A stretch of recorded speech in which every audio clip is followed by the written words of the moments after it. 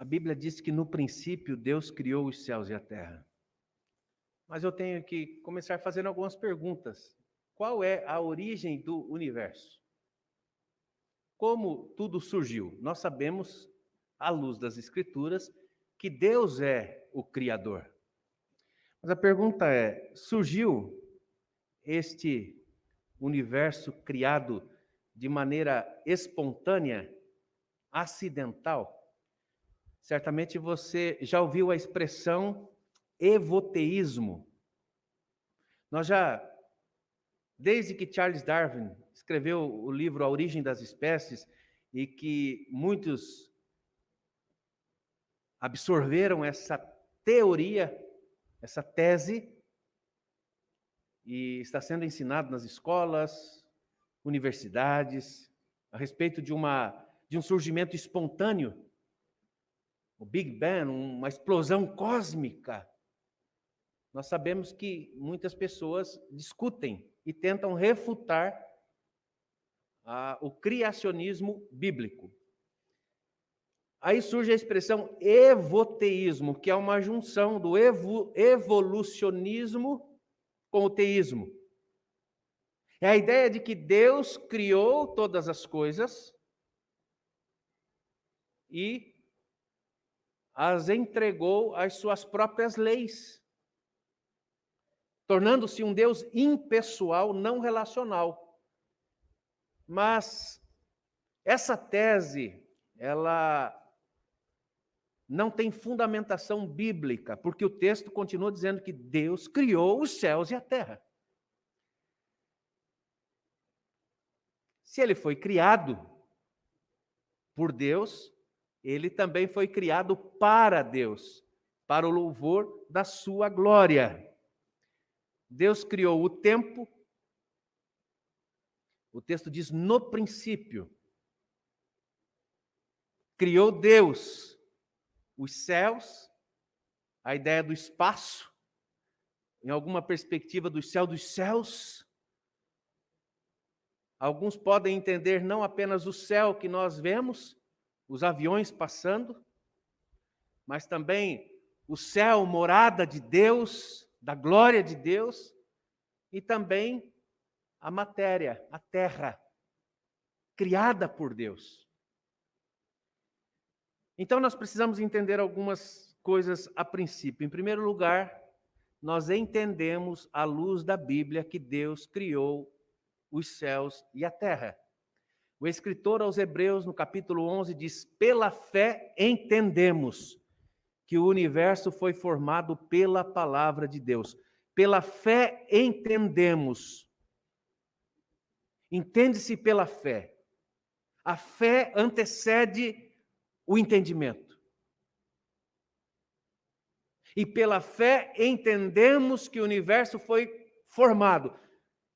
Não está dizendo que nós temos todo o entendimento, que nós temos todas as respostas, mas está dizendo que pela fé entendemos que o universo foi formado pela palavra de Deus, num ato volitivo de Deus, a vontade de Deus de criar o universo. Deus criou todas as coisas, segundo a sua santa vontade. Como se deu essa criação? À luz de Gênesis, capítulo 1, nós precisamos entender que esta criação do céu e da terra é uma criação recente.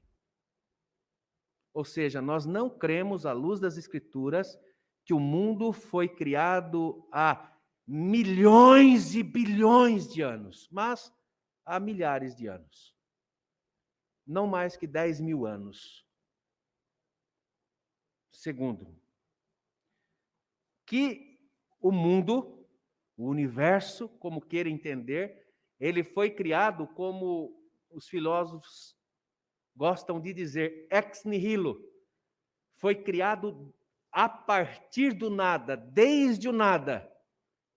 Deus criou o mundo do nada. Você é uma pessoa criativa. Deus te dotou da capacidade de criar, mas de matéria pré-existente. Deus cria do nada, ele traz à existência aquilo que não existia, de coisas inexistentes, segundo a sua vontade. E por fim, nós entendemos também que ele criou o mundo em 6 dias, entendendo a expressão tarde, noite, dia e ion como 24 horas literais.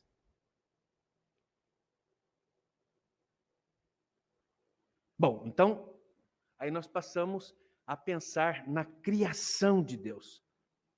Gênesis é o livro das origens. Gênesis capítulo 1 até o capítulo 2 narra acerca da criação. Mas até o capítulo 11, Gênesis de 1 a 11, nós entendemos como a história primordial, ou como alguns chamam, fundacional, de fundamento.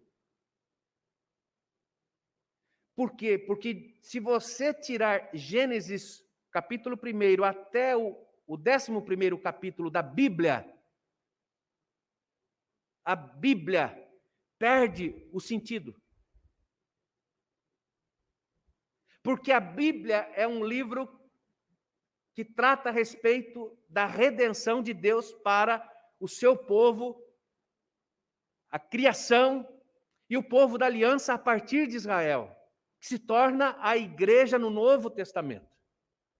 Então, nós precisamos ter em mente que o livro dos começos, do capítulo 1 ao 11º capítulo, ele está falando sobre as origens, como eu já disse, do tempo, do espaço, da matéria, mas nós vemos também o começo de tudo. É o começo do homem, é o começo da família, é o começo do trabalho, é o começo do casamento que Deus estabeleceu entre um homem e uma mulher, entre macho e fêmea. Mas é o começo também do pecado, da morte. Mas em Gênesis nós vemos o começo da redenção, julgamento das nações, e vemos também o começo do fim. Mesmo em Gênesis, o primeiro livro da Bíblia, nós vemos a revelação de Deus para o seu povo. De Gênesis 12 a 50, nós temos a história patriarcal. A história primordial é a história dos fundamentos, dos alicerces. Por que será que o mundo hoje, pensa numa panela de pressão, eu fiquei pensando nessa metáfora para o mundo hoje. Como é que você vê o mundo hoje? Eu vejo o mundo hoje como uma panela de pressão, que está no fogão, o fogo está aceso e eu não sei quem da casa se esqueceu de desligar o fogo e deixou a panela lá. O que vai acontecer? O que vocês acham que vai acontecer? Ah, um detalhe. A panela de pressão está assim, ó. E parece que está com um vazamento. Alguma coisa está com algum probleminha ali. O que vai acontecer? Vai explodir. Nossa, será que esse é o barulho, Eduardo, de panela de pressão estourando? Eu acho que não. Mas essa é a ideia que eu tenho do mundo, porque é uma panela de pressão. Aí você pensa nessa analogia agora no mundo e pensa no aspecto fundacional, do alicerce. Se você quer derrubar uma casa, não adianta você jogar pedra na janela, na vidraça. Para você derrubar um prédio, você precisa afetar a estrutura, o alicerce. Então, quando nós falamos de Gênesis, capítulo 1 até o 11º, e você tem que ler esta semana, todos esses capítulos, para perceber o que é o fundamento de toda a Bíblia e de toda a vida cristã e da existência humana. Porque se ali trata dos fundamentos, aí nós vamos passar a entender por que o mundo vem com essa pressão avassaladora contra Deus, negando a existência de Deus. E Gênesis parte do pressuposto da existência de Deus. Essa pressão contra a família, biblicamente falando, uma família heteronormativa entre um homem e uma mulher, contra o próprio casamento, que é a instituição base da família.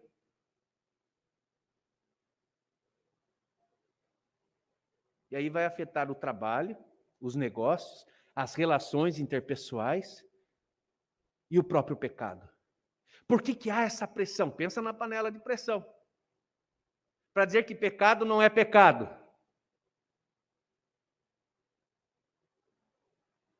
Para tentar suavizar práticas pecaminosas. O mundo, com a sua cosmovisão, com a sua percepção da realidade, nega e tenta refutar a criação de Deus e o próprio Deus. E, para tanto, se levanta contra os fundamentos de Deus, o que Deus criou, os absolutos de Deus. E ele criou para a glória do seu nome, para o bem da humanidade. Para que o homem, o ser humano, encontrasse bem-estar, felicidade, realização. Ele precisava cumprir e viver como Deus o fez. Voltemos para o povo de Israel. Gênesis, capítulo 12 a 50, que é a história patriarcal. Ali tem toda uma explicação do povo de Israel, que nascera como uma família. Esse povo que nos remete aos seus ancestrais Éber, daí a expressão hebreu. O povo hebreu vem de Éber. E os semitas vêm de Sem, filho de Noé. E o povo só veio a entender não só a sua descendência e história genealógica, mas as instituições, os costumes, as culturas. E ali eles experimentaram o pecado e a morte também. O pecado que trouxe a corrupção, aquilo que Deus criou. Mas o texto diz: no princípio criou Deus os céus e a terra. No princípio. Antes de existir o mundo, Deus já existia. No princípio.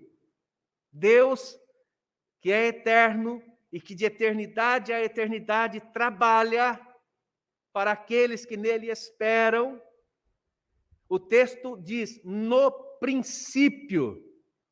E aí eu citei, a expressão hebraica, bereshit. Bereshit. O reshit é o princípio, o começo de tudo. Mas a mesma raiz de reshit é de rosh, que é cabeça. E aí alguns pegam essa expressão hebraica para tentar encontrar Jesus no princípio da criação, que é o cabeça da criação, o primogênito de toda a criação. Ele que estava antes da fundação do mundo, criando todas as coisas com Deus. Colossenses, vamos abrir as nossas Bíblias. Colossenses.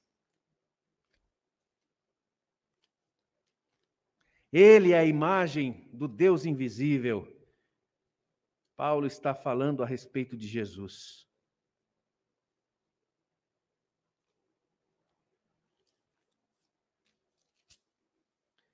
Filipenses, capítulo 1, a partir do versículo 13, falando da excelência da pessoa e da obra de Cristo. Ele nos libertou do império das trevas e nos transportou para o reino do Filho do seu amor, no qual temos a redenção, a remissão dos pecados. Ele, prestem atenção, Ele, Jesus, é a imagem do Deus invisível, o primogênito de toda a criação, pois nele foram criadas todas as coisas, nos céus e sobre a terra, as visíveis e as invisíveis, sejam tronos, sejam soberanias, quer principados, quer potestades, tudo foi criado por meio dele e para ele. Versículo 17, vamos ler todos juntos? Ele é antes de todas as coisas, nele tudo subsiste. Ele é a cabeça do corpo, da igreja, ele é o princípio, o primogênito de entre os mortos, para em todas as coisas ter a primazia. Ele, Jesus, é antes de todas as coisas, ele é a cabeça do corpo, Rosh, do Reshit. As pessoas entendem, alguns não é um entendimento fechado, alguns não entendem assim, mas entendem que Cristo, como primogênito de toda a criação, o cabeça do corpo, ele é antes de todas as coisas. No princípio. O princípio aqui antecede o mundo, o universo que conhecemos como tal. Portanto, o universo teve um começo. E esse começo foi pessoal. Deus criou o universo. Ele não surge de maneira espontânea, casual. Não é um acidente cósmico. Você não está aqui por acaso. Aqueles que se entregam a essa perspectiva casual, eles não têm sentido para a vida. Porque acabam se entendendo como obra do acaso. Quando eu digo que Deus tem propósitos na sua vida, estou falando de um Deus pessoal, que te conhece, que te criou. Agora, se nós entendemos um mundo gerado, ou autogerado, e nós sabemos que matéria não gera matéria, energia não gera energia, é Deus quem criou tanto a matéria quanto a energia. Então, se você crê no acaso, como diz a música lá, famosíssima, e diga-se de passagem, uma linda música, mas equivocada. Se eu andar distraído, epitáfio, né, do Titãs, devia ter amado mais, até aí vai indo, é legal. Mas depois fala, e se eu estiver distraído, o acaso vai me proteger. Eu não sou protegido pelo acaso. Sou protegido pelo Deus que criou os céus e a terra. O Deus que conhece cada estrela dos céus e as chama pelo nome. Deus criou o tempo, o espaço e a matéria. O universo foi criado por Ele, teve um começo. Só Deus é eterno. E o texto diz, no princípio criou Deus. O verbo criar ali, de Gênesis 1, é o verbo bará.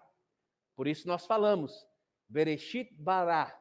Bará é o verbo criar, onde somente Deus é o sujeito. É Ele quem pratica a ação. É o criar do nada. É o tirar do nada. Só Deus tem poder para trazer à existência aquilo que não existe do nada. Nós, seres humanos, limitados de compreensão, afetados pelo pecado, nós não temos condições de criar muitas coisas partindo de coisas pré-existentes. Às vezes falta ânimo, disposição, falta determinação. Os recursos estão em nossas mãos e muitas vezes nós não fazemos nada. Mas o texto diz que Deus criou do nada. Ele tira do nada. Aí eu estava pensando nessa passagem, eu fiquei pensando assim, olha, como Deus é. Às vezes você olha para uma situação e você não vê nada. Deus vê. Você olha para determinada circunstância e você pensa assim: é impossível reverter essa situação. A partir de Gênesis, eu vejo um Deus que cria a partir do nada. Ele tira do nada coisas novas. Essa é a outra ideia do verbo bará. Coisas novas. Deus pode fazer a partir do nada.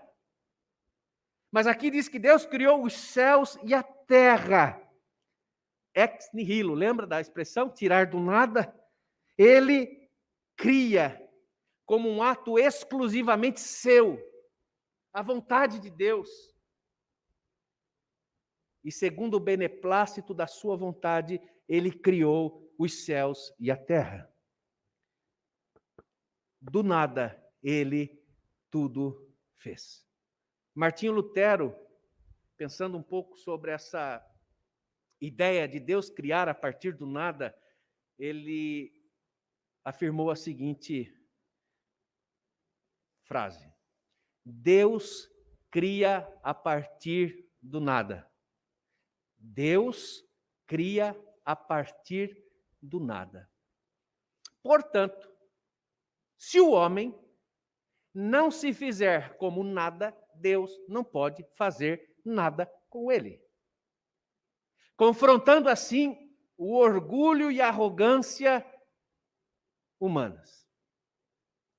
O coração soberbo, altivo, que resiste à palavra de Deus, que não se submete a esse Deus criador e sustentador do universo. E que muitas vezes se entrega à incredulidade e à ansiedade, a ponto de não confiar que o Deus que sustenta o universo seja capaz de sustentar as nossas vidas. Réis mortais, terráqueos pecadores. Ah, meus irmãos, como nós somos fracos. Nós servimos ao Deus que criou os céus e a terra. E nós ficamos cabisbaixos, desanimados, desesperados. Óbvio, nós somos humanos, seres humanos. Mas a fé, segundo o escritor aos Hebreus, pela fé entendemos que o universo foi formado. Mas no versículo 1 do capítulo 11, ele diz: ora, a fé é a certeza das coisas que se esperam, é a convicção de fatos que não se veem. E aí eu me lembro de Deus criando do nada e observando a minha realidade, a minha experiência do dia a dia, diante de portas fechadas, diante de respostas indesejadas, de problemas que eu não consigo resolver. E aí eu me lembro que a fé é a certeza, não a dúvida, das coisas que se esperam. É a convicção, não a incredulidade, de coisas que se não veem. Eu não vejo, mas eu sei que Deus pode tirar do nada. Aplica isso para a sua vida, no seu dia a dia. Você serve a um Deus criador, sustentador e mantenedor de todas as coisas. Eu quero crer, então, que esse Deus pessoal, que se relaciona, que se revela na palavra, ele pode trazer respostas para a sua vida do nada. Onde você não vê esperança. Deus, segundo a sua vontade, ele tem poder para criar todas as coisas, porque ele é Senhor, soberano da criação, ele tem autoridade, e a própria criação dá testemunho. Os céus manifestam a glória de Deus, o firmamento anuncia as obras das suas mãos. No princípio, criou Deus os céus e a terra. A terra estava sem forma e vazia, mas este já é um assunto para o próximo domingo, querendo Deus. Nós vamos orar, mas eu gostaria só de destacar aqui a questão do tempo. No princípio, pensando na eternidade de Deus e no tempo humano, Cronos. Nós não sabemos esperar o tempo de Deus. A impaciência e a irritabilidade têm sido marcas características dessa panela de pressão, desse mundo. Nós não temos paciência. E a paciência, ela se reveste de dois caminhos interessantes. Um tem a ver a paciência em relação ao outro. Dá uma olhadinha para a pessoa que está do seu lado. Não dá vontade de falar para ela assim, ó, tem um pouquinho mais de paciência? Não fale, o pastor André não está falando para ninguém falar isso. Mas o impaciente é sempre o outro. Essa impaciência. Falta discernimento. Saber que também o agir de Deus na vida do outro tem um tempo.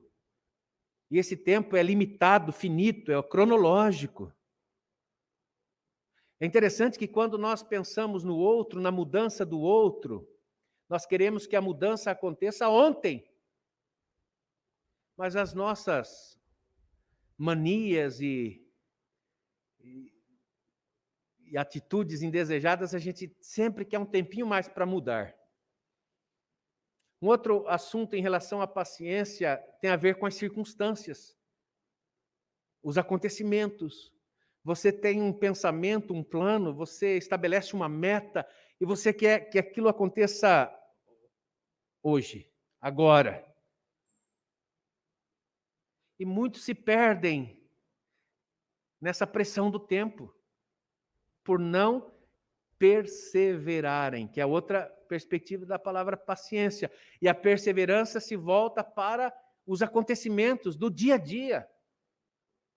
Quantos aqui, não poucos, não tenho a mínima dúvida, você precisava pagar uma conta no banco, ou você precisava pegar um documento num desses estabelecimentos municipais aí públicos, ou, como no meu caso, não muito tempo atrás, precisava resolver uma questão no correio, passava na frente do correio, se a fila tivesse grande, eu nem ia. Para minha surpresa, no dia que eu precisava renovar a caixa postal da igreja, não tinha ninguém na fila. Na hora que eu chego na porta, o homem só fala assim para mim, o homem, né? O senhor que estava lá atendendo, falou, olha, o senhor não pode entrar, porque está super lotado o ambiente. Aí eu me frustrei. Mas falei, não, eu tinha um compromisso, então eu ia ficar até o fim. Mas não deu 2 minutos. Não havia fila. Chegaram 10 pessoas, assim, sabe? A maior parte idosos. Ou seja, eu fiquei para trás, tive que esperar um pouquinho mais. Eu só tive paciência porque eu precisava.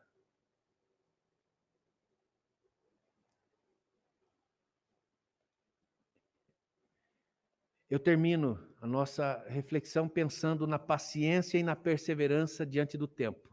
Nós temos um Deus que controla o tempo está em suas mãos. Mas se nós não tivermos tempo para Ele, para que mantenhamos um relacionamento com Ele, nós não teremos o fruto do Espírito, que é autocontrole, domínio próprio, paciência. No princípio, criou Deus os céus e a terra. Não permita que as preocupações, as realizações e as ilusões da terra te afastem do céu. Porque o Deus que criou todas as coisas, desde o princípio, de eternidade a eternidade, Ele está escolhendo um povo exclusivamente seu, para viver para a sua glória, para proclamar entre as nações que há um único Deus. Se o ateísmo nega a existência de Deus, Gênesis 1:1 está dizendo: Deus criou os céus e a terra, no princípio. Se o agnosticismo afirma que ninguém pode saber se existe Deus, e também não pode afirmar que não existe, Gênesis 1:1 está dizendo: no princípio criou Deus os céus e a terra. Se o politeísmo, poli de muitos, da variedade dos deuses, está ensinando que nós podemos adorar muitos deuses, Gênesis 1:1 está dizendo: no princípio criou Deus. É Deus quem criou todas as coisas, o único que é digno de ser adorado. Gênesis 1:1 fala de um só Deus. Se o panteísmo afirma que o universo é o centro, Gênesis 1:1 diz que Deus criou o universo. E o mesmo panteísmo que ensina que tudo é Deus, que Deus está em tudo, que é muito da cultura oriental, da religiosidade oriental, que se baseia em tais conceitos, Gênesis 1:1 me apresenta um Deus que transcende o universo, que está acima da criação, que é superior à obra criada, um Deus que está apartado daquilo que ele criou. Portanto, ele é superior à obra criada. O universo não é o centro. O centro do universo é Deus. Assim como o homem, ser humano, a imagem de Deus criada, não é o centro do universo, e sim o próprio Deus. Mas esse Deus que é transcendente também é imanente, ou seja, ele está presente. Como? Interagindo, manifestando o seu poder, alterando. Ao mesmo tempo que ele mantém o universo, a criação, as estações do ano, por exemplo, ele pode realizar milagres, agir de maneira sobrenatural, naquilo que é natural, naquilo que não existe. E aí nós ficamos estupefatos, maravilhados. Não tinha chance, não havia oportunidade. Era impossível aos olhos humanos, mas para Deus tudo é possível. Porque no princípio criou Deus os céus e a terra.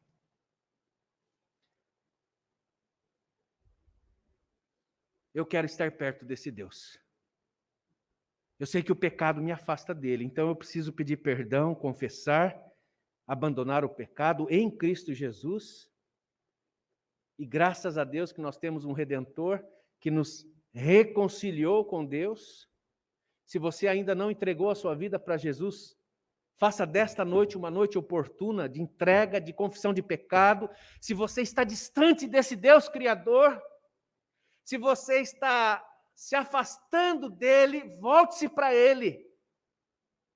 Ele é presente, é pessoal, é um Deus que nos responde, que ouve o clamor do seu povo.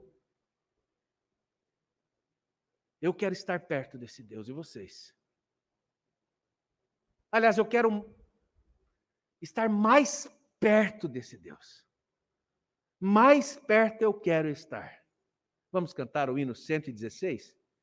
E se você deseja estar cada vez mais perto desse Deus, quando nós estivermos cantando, você diga isso para Ele. Senhor, eu quero estar mais perto, mas existem algumas situações na minha vida que têm me atrapalhado. Ou se você consegue nominar o pecado, nomine-o e peça perdão para Deus. Senhor, eu quero estar mais perto de Ti, mas eu tenho sido vencido por tal e tal pecado, mas eu quero uma nova vida em Cristo Jesus. Restaura a minha vida. Jesus veio para restaurar todas as coisas, a imagem de Deus em nós. E se você deseja estar mais perto dele, entenda que você estará dizendo a Ele: Senhor, eu abro mão da minha vida, do meu tempo, de quem eu sou, para viver na Tua presença. Vamos nos colocar em pé?